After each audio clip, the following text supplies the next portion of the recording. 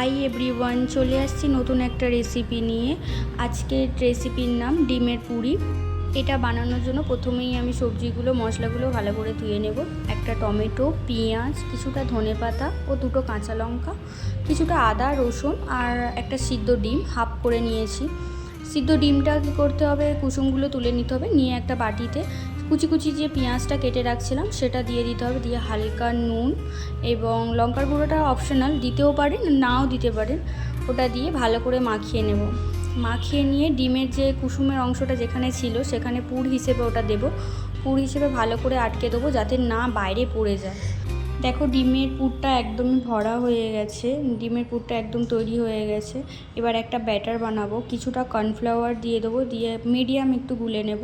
কর্নফ্লাওয়ারটা optional, দিতেও পারেন বা ময়দা গুলে নিতে পারেন, যে কোনো কিছু দিলেই হবে। একটা তাওয়া বসিয়ে নেবো, একটু হিট করে নেবো। এদিকে আমি ব্যাটারটা ডিমের ওপরে পুরোপুরি দিয়ে দেবো, কারণ এটা একটু ভেজে নিতে হবে হালকা লাল লাল করে।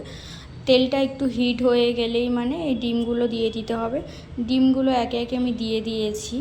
দিয়ে এটা একটু লাল লাল মতো করে একটু ভাজা করে নিতে হবে। দুপার ভাজা হয়ে গেলেই এপার ওপার করে একটু ভেজে নিতে হবে লাল লাল করে। দুপার ভাজা হয়ে গেলেই তুলে দিতে হবে। আমার ওদিকে যেটা আছে সেটা একদমই করবেন না, কারণ ওটা আমার বেশি হয়েছে বলেই আমি করেছি। কড়াইতে একটু তেল নিয়ে নিয়েছি, একটু হিট হতে দিয়েছি। দিয়ে এইমাত্র পেঁয়াজ যে ঘষা ছিল, আজকে কুচি কুচি করিনি, পেঁয়াজগুলো একদমই ঘষে নিয়েছি। পেঁয়াজ ঘষাগুলো দিয়ে দিয়েছি। এরপর আদা রসুনটা দিয়ে দেব। আদা রসুনটা এরপরে দিয়ে দেবো একটাই কারণ, আদা রসুনটা একটু ভেজে ভেজে নিতে হয়, নয়তো যে কাঁচা ভাবটা সেটা গন্ধ বেরোয়। পেঁয়াজটা লাল লাল করে ভাজা হয়ে গেলেই আদা রসুনটা দিয়ে দেবো। দিয়ে আদা রসুনটা দিয়ে এপার ওপার করে একটু ভেজে নেব, যাতে এর কাঁচা ভাব, যে কাঁচা গন্ধটা সেটা যেন না বেরোয়। এপার ওপার করে নেড়ে চেড়ে নেব আমি। এটা অনেকক্ষণ ধরেই একটু ভালোভাবে আমি এপার ওপার করে নেড়ে চেড়ে নিয়েছি, ভালো করে ভেজে নিয়েছি। অনেকক্ষণ ধরে ভাজার কারণ একটাই বলে দিয়েছি তো আগেই। এরপরে ভাজা হয়ে গেলে টমেটো যে কোচাগুলো ছিল সেগুলো দিয়ে দেবো। আপনারা টমেটো কোচা দিতে পারেন বা ঘষাও দিতে পারেন, সেটা আপনাদের ব্যাপার। ঘষা দিলে বেশি ভালো হয়।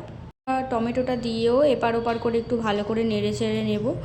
নিয়ে হালকা হালকা করে একটু ভাজা ভাজা হয়ে গেলে নুন, লঙ্কার গুঁড়ো, ধনে গুঁড়ো, এগুলোর যা যাবতীয় মশলা যেগুলো ডিমের তরকারি দেওয়া প্রয়োজন সেগুলো সব কিছুই দিয়ে দেবো।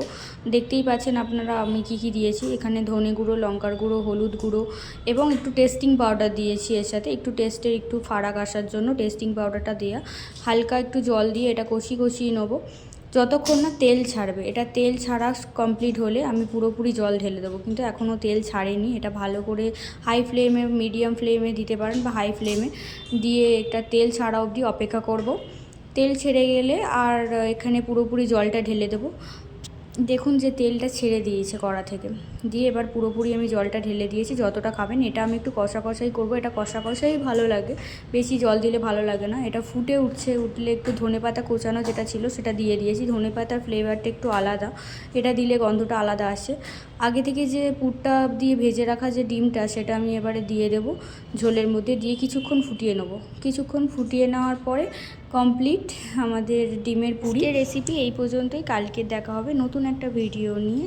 আপাতত ভালো থাকবেন, সুস্থ থাকবেন।